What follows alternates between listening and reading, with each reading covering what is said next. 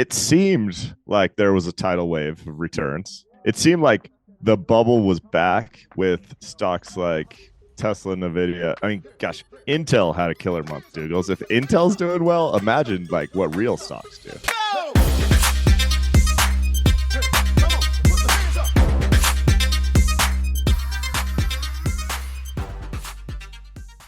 This podcast contains the arguably witty banter of two friends, Skippy and Doogles, that like to debate about investing. The content is intended to be entertaining and for informational purposes only, not investment advice. You should do your own research and consult a financial professional before using any of the information in this podcast, and especially before investing. Another day, another dollar, player. Huh. I'm not getting paid for this. What are you talking about? Another day, another dollar. Yeah? I got in this Uber and the end of the airport, early morning flight, and I asked the guy how long you've been driving. And then he talked until we got to the airport. And well, which was unexpected, right? I thought this was going to be like for 2 hours. Like he just said something like that simple. But the reason I bring that up here, as I stated that, was because one of the reason he was talking so much is he said he started writing this book that was debunking a lot of cliches. Like he would take a phrase that people just say all the time and then break it apart and then say why it like so he talked for a good 15 minutes about how like you can't change a leopard's spots. Anyway, we got lots of these phrases. Another day, another dollar. I love that. When I lived in Europe, one of my buddies would always come to me and be like, why do you say, and like insert catchphrase that like another day, another dollar? But I'm trying to think of a more generic one. And then I'd have to explain the logic behind it. And like 60% of the time, the logic is just nonsensical. It's like someone in the 1800s was washing their clothes on a washing board, and somehow this catchphrase came out of it. Like hilarious. Yeah, it is. So just wait for this guy's book. I'd like to pre-order the thing. Yeah, I know it's never gonna come out. I can just tell. Like this is one of those like it's not gonna come out. But you good on this day? You feeling good on this day? You know, we need to say Rip Charlie. Oh my goodness. He passed away this week, and that was the range of emotions I had was interesting. The proof of my nerddom was kind of depressing because I got more text messages with Rip Charlie within minutes than I think any other thing that's happened to me, except for like a sports team I like winning a title. Yeah, it's legit. And I feel like he knew. He totally knew. You know, the media tour he did the past 2 months? Yeah, exactly. Exactly. Remember, because we were like, you're saying, it seems like there just seems to be a lot of Charlie Munger news. And then Charles just said, hasta la bye-bye. You know, like he knew. It's wild to know, which also means that Warren knew. That's got to be a heartbreaking. You know, Warren knew. You know when your friend's a little off, even if you don't see him every day. Yeah. Here's how we know Charlie knew. You know Gregory Zuckerman, columnist at the Wall Street Journal. Word. He's a great columnist. He's no Jason Zweig, right? He even got an invite out to hang out at Munger's house. I mean, come on, he's going to the like tier 2 journalists. So Charlie was going to be on our show in 2 weeks. This is where I think we might have got an invite. Okay, so for those just general FYI here, we're gonna do a deep dive on Charlie, talk about a little bit about his life and our favorite parts of Charlie later in the show. That's going to be for premium subscribers only. If you want to do that and join the show with a premium subscription, you go to skippydoogles.supercast.com. Subscriptions are discounted right now for kind of the Black Friday stuff, and that helps support the show. You also get every show at least a day early. So just so you know, we're not missing Charlie. We're just doing that specifically for the premium side. Doogles, though, I thought it was very close to the end for Charlie, but I thought he just had the willpower to make it to the 100, 34 days away. And honestly, I thought he was going to hit that. I don't know. Yeah. I've had this vibe for the past 6 months. Like he's going to get to 100. He's going to do it.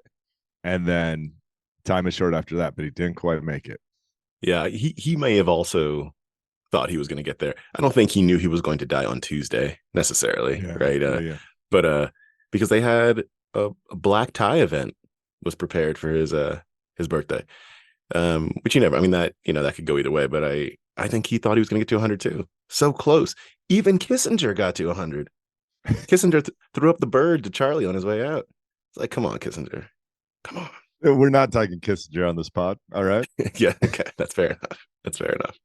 Sandra Day O'Connor. Oh, another great salute. It's like, oh my goodness. Speaking of greatness, I'm gonna kick it off by reaching into the fishbowl and talking about DJ Envy. DJ Envy, host of The Breakfast Club, very popular out in Dirty Jersey, where you at? And this is where I hate to interrupt, but I know you're just messing with me because my favorite Charlie Munger quote says, envy is the really stupid sin because it's the only one you can't have any fun at. Such a practical individual. So we're tying it together. Sorry, DJ. We're tying it together. So he's got this Breakfast Club show. Usually has a whole bunch of famous people that come on. Solid, very entertaining. There's a real estate emperor. I'm just gonna to overextend this. That would come on. His name was Caesar Pina, and so he'd pop on, and they would end up talking about like real estate tips, building generational wealth through real estate, make it look easy, right? All that kind of stuff, which is all the warning signs. And so this is out in Jersey, right? And so what would happen is they'd talk about, allegedly, I'm going to use the word alleged in all of this. Allegedly, Pina would have these properties that he was going to pick up, and they would kind of siphon off people that were a part of like some of the groups that they were bringing together to talk about real estate. And they would say, you all are the more sophisticated, qualified investors. And for only $2,500, you can be a part of like our ultra exclusive seminar. Mm-hmm.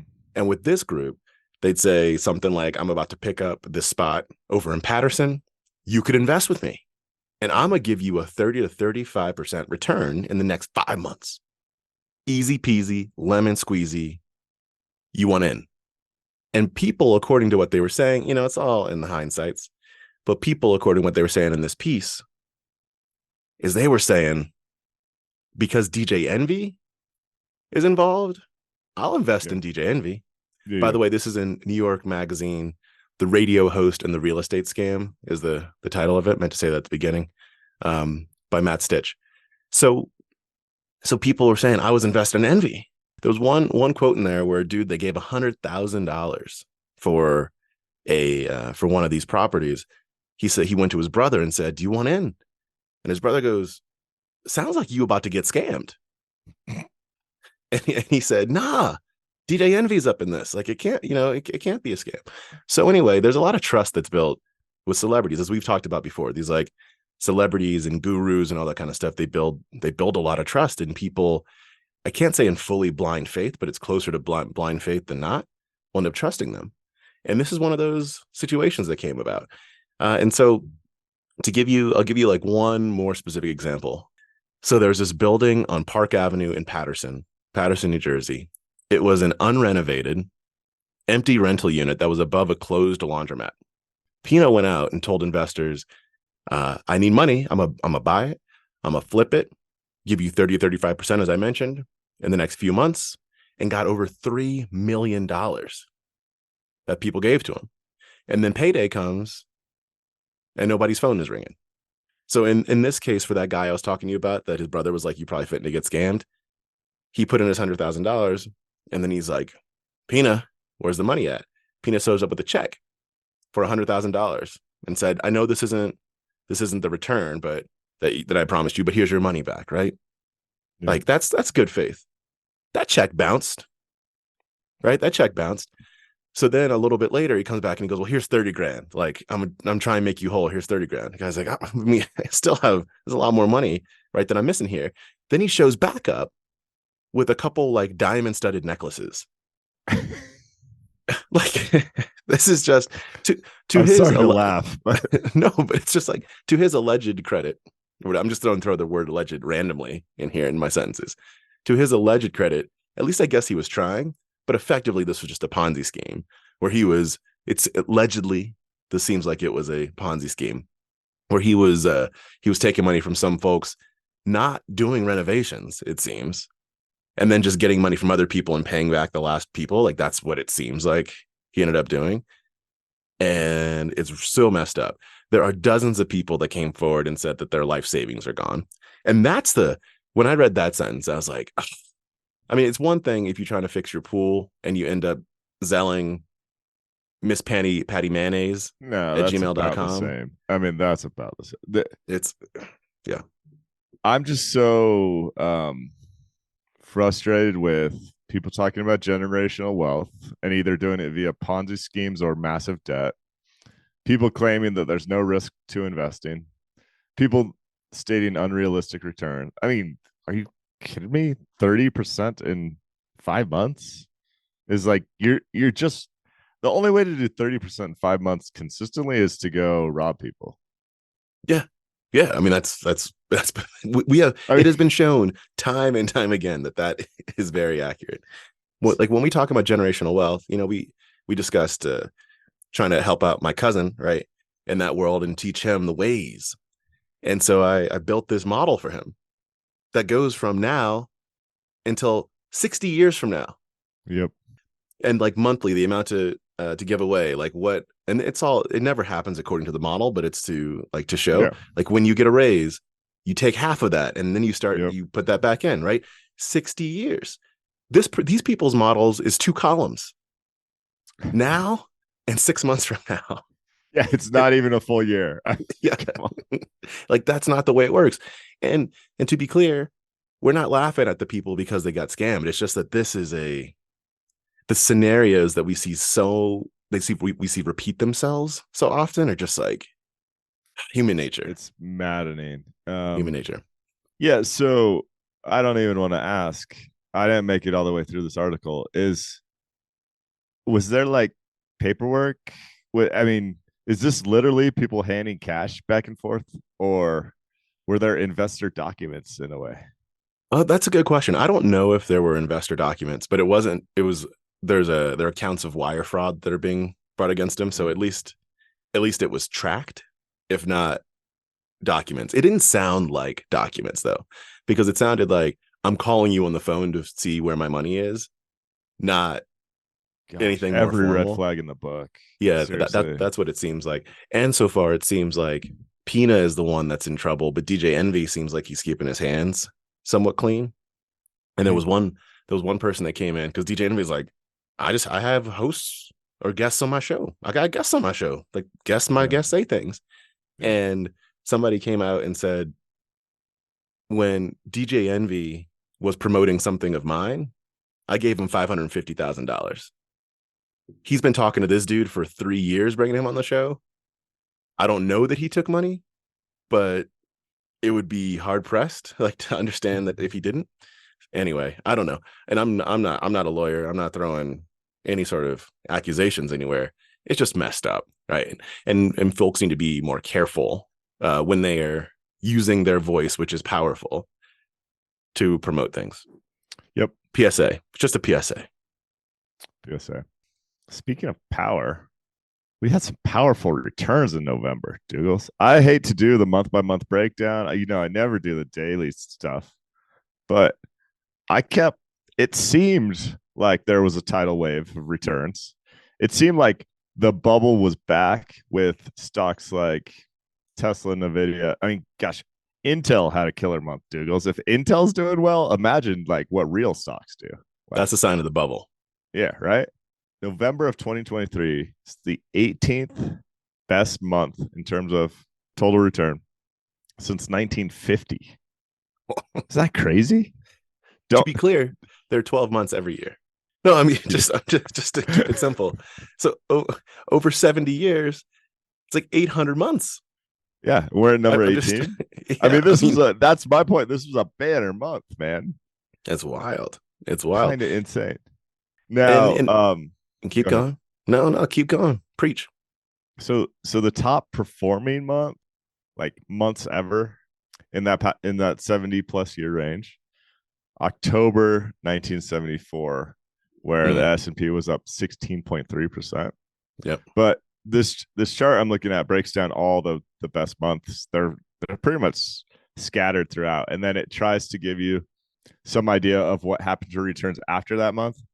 And the only thing this chart shows is it's all over the map. Like sometimes these big months occur at the bottom, basically, like, and it's the big flip, and then returns from there look great.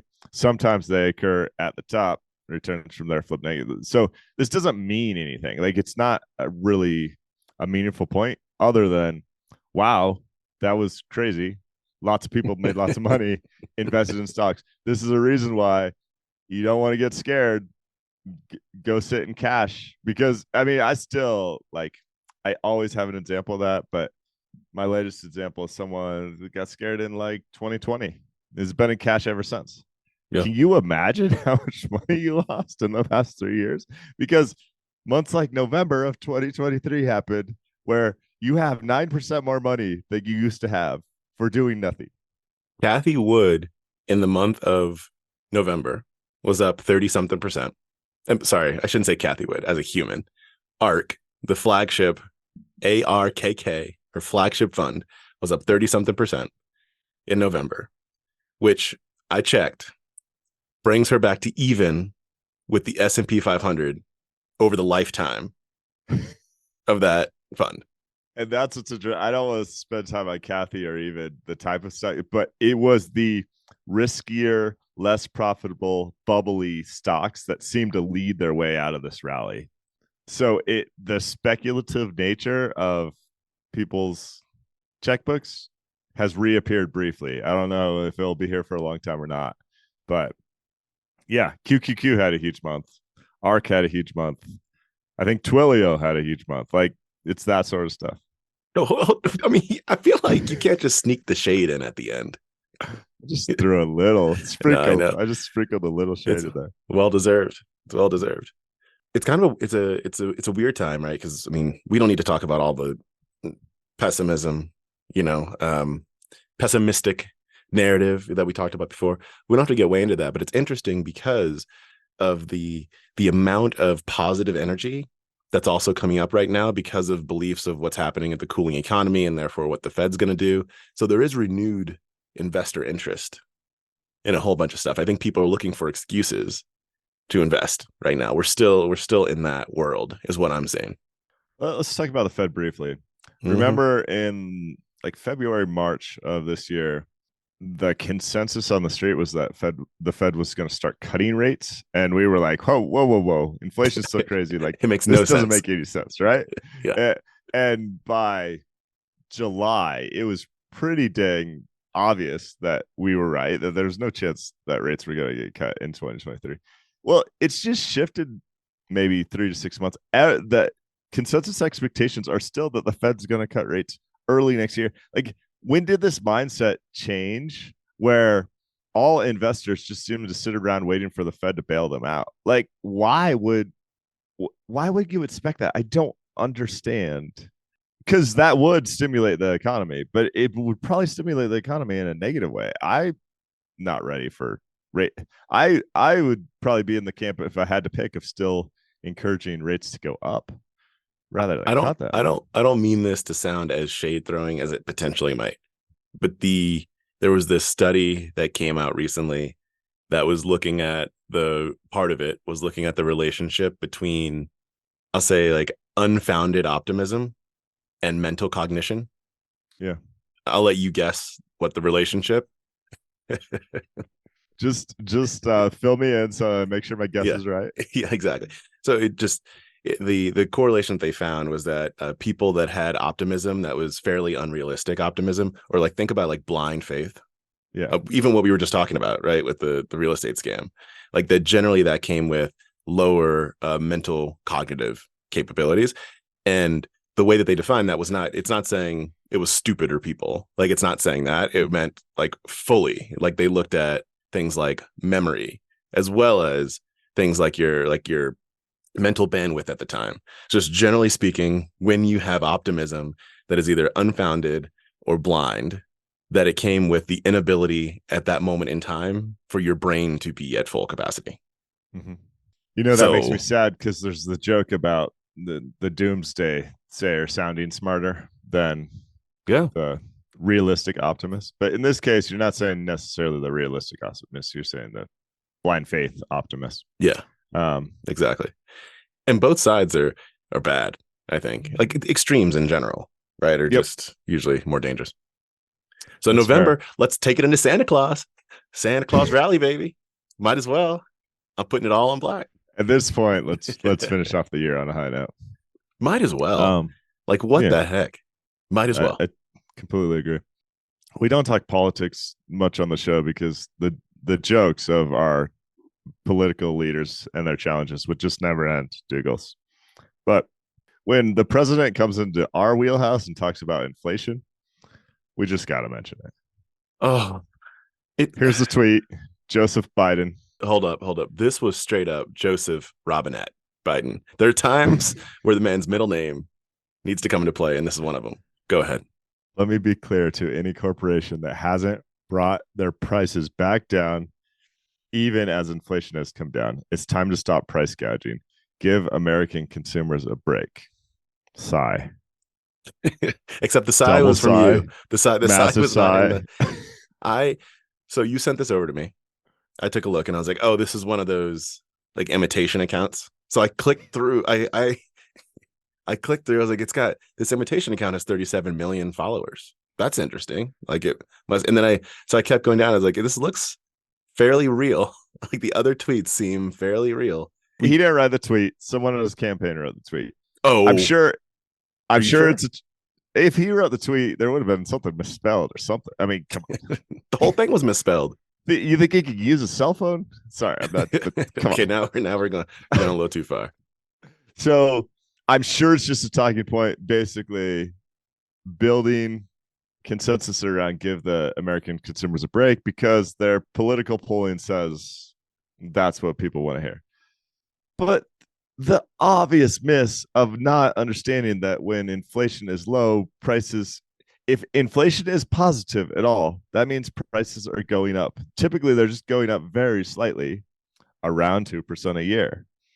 When inflation spikes all the way to 10%, prices go up. And then if inflation stops, falls off a cliff, goes to zero, the prices stay where they stay at the elevated levels where they went when inflation was at 10%.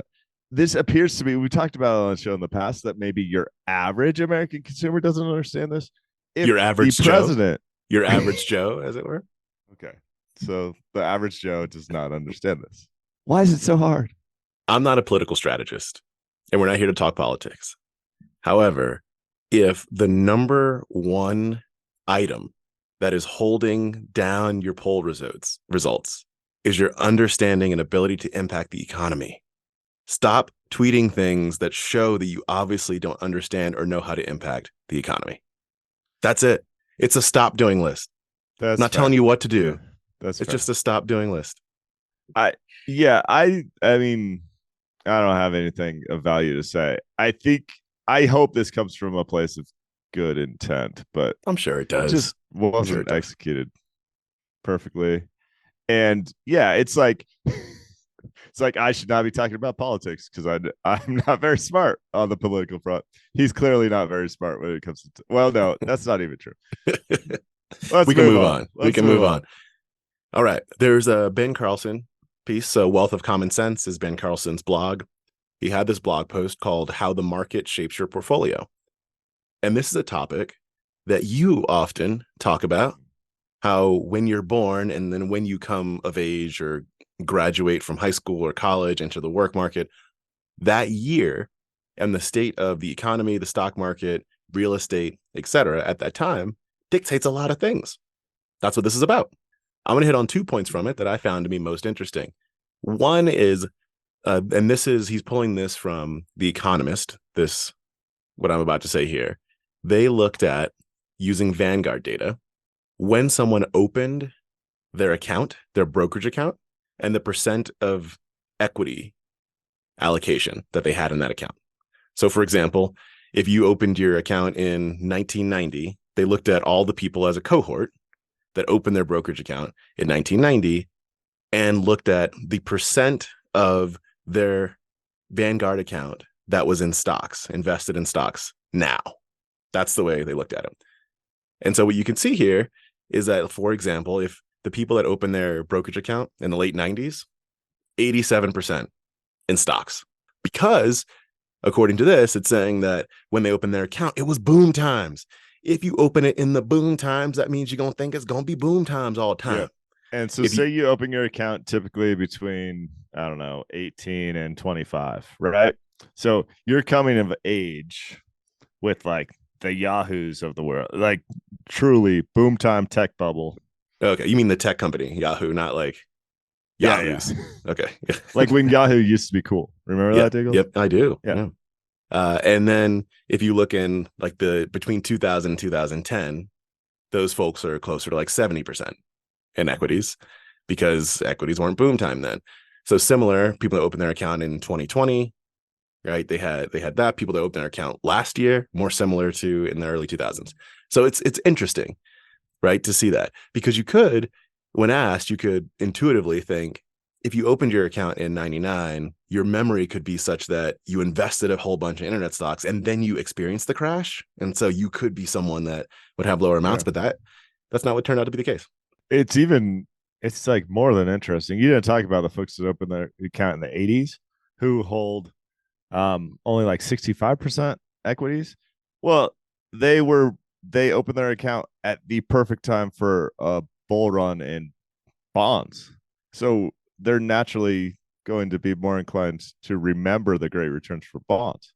Yes, but that is probably the ironic period here, because also in this piece, what Ben Carlson did was he looked at the S&P 500 and its performance over 2 decades, so 20 years, and said, if you invested $1 and held for 20 years, and looking at each of the beginnings of each decade, what would that $1 be worth? And I'll just run through all of them because it's easy enough. 1930, $2.39, 1940, $14.10, 1950, $12.45, 1960, $3.75, 1970, $8.90, 1980, $26.83. So that is 1980 was the best time to go, but it was in the heart of a recession. Well, and you had rates go from 18% to 0%. Well, I mean, this is only a 20-year span, so rates, let's see, in 2000, I think rates were around 7%. I'd have to check. But yeah, there's headwinds with debt becoming much more cheaper. Yeah. So the people that started investing at that point, they started investing in a period that felt super sucky. Really high inflation, really high interest rates. You were in a recession, but was the best point in the measurement that that Ben Carlson has here to have invested in stocks.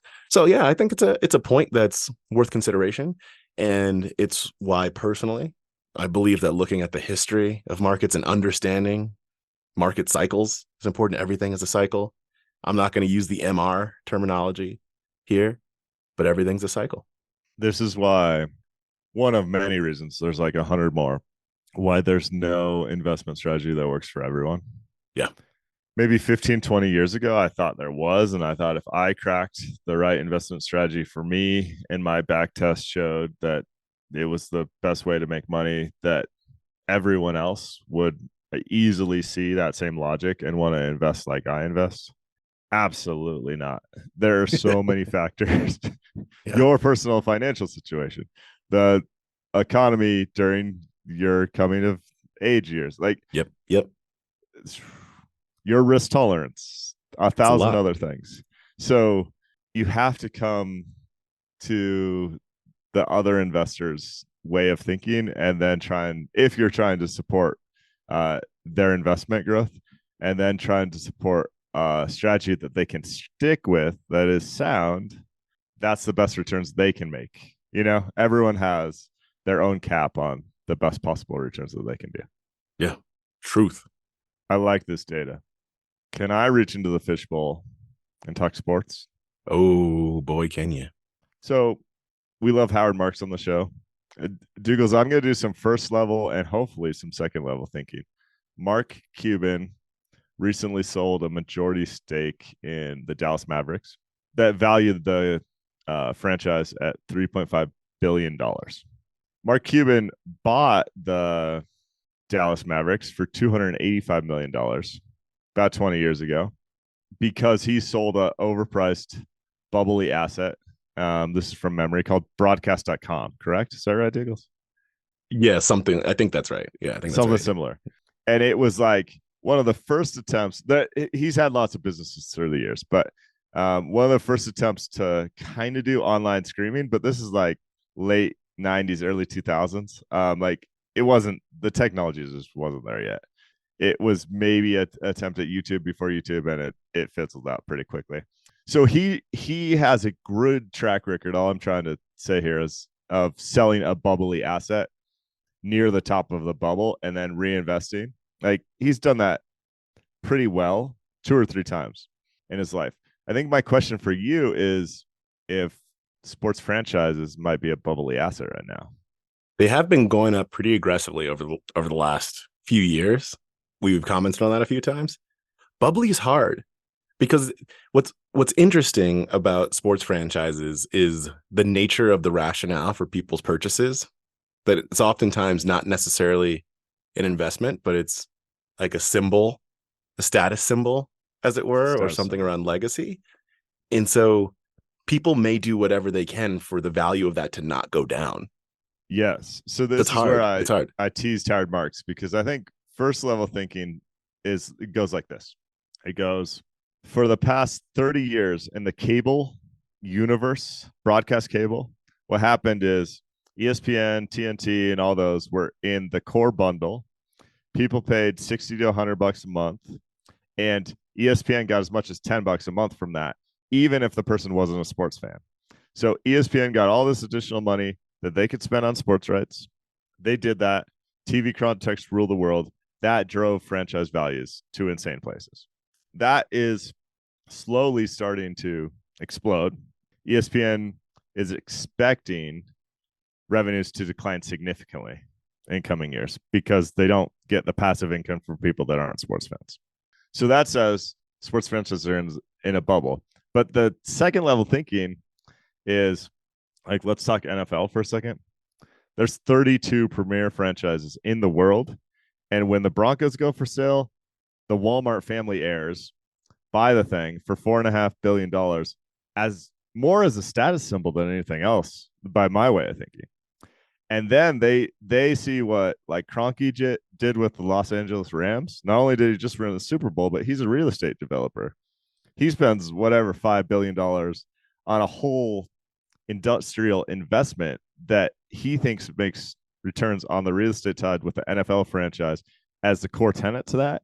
So maybe as a status symbol and as a real estate play, having the premier status symbol in a premier market in America makes sense of these valuations. If you're using it as not just status symbol, but like advertising isn't quite the right word, but it's a symbol of capability in addition to status or something like that. Like you gain more credibility, like DJ Envy. Full kind circle. Of like DJ Envy. Yeah, kind of like DJ. Yeah. The purchaser of the Mavericks is purchasing them in part because they own casinos.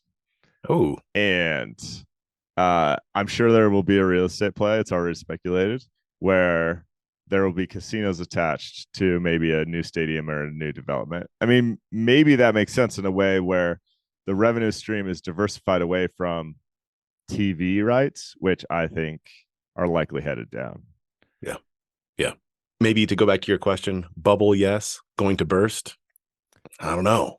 Well, and like luxury goods, if we talk status symbols, luxury goods do burst, but sometimes it's different because it's not all about the economics when you talk status symbols. Sometimes it's still about being in the elite club. Yeah. And the quantity matters a lot here. You're not saying something where there's tens of thousands or millions of a good. It's like we talked about the NFL, like there are 30. And so it's easier to keep prices elevated. I think that, and I guess in a certain sense, you could say it's less liquid because the audience to buy it is also smaller. And so you have to have that interest. But I also think it might be easier to keep it elevated. So that's my take. But it is fascinating. I still say gangsta move to the point you brought up before from Mark Cuban. Second gangsta move, like second big gangsta move. Brilliant move on his behalf. Yeah. I mean, and speaking of artificially inflating the prices, like a decade ago, the New Orleans Pelicans were up for sale. I think they booted an owner, and there was no good buyer at the time. The NBA purchased and operated the franchise for a short period of time, so the other owners didn't take a hit in their valuations. I mean, there's going to be all sorts of manipulation. It's not a true free market. Yeah. They will do it again. Fascinating. Yeah. Is it time for the transition? Are we going to Charlie? Let's go to Charlie. Thank you for all the listeners this week. Appreciate it. We'll see you all next week. Time for the premium.